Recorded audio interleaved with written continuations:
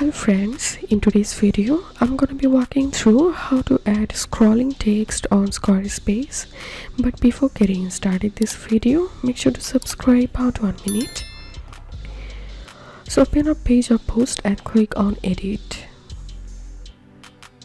and click on insert button and click on scrolling block.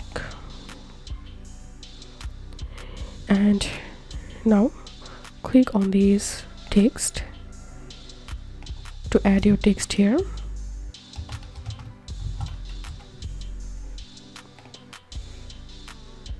Same way you can change the last text.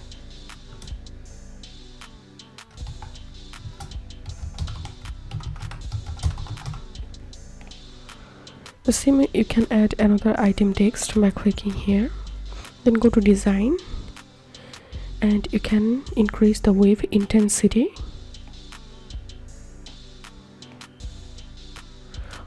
You can change the wave width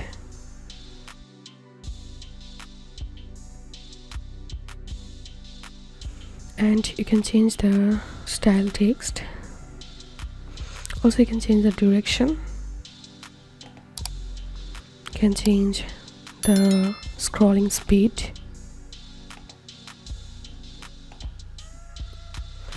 You can enable pause on hover.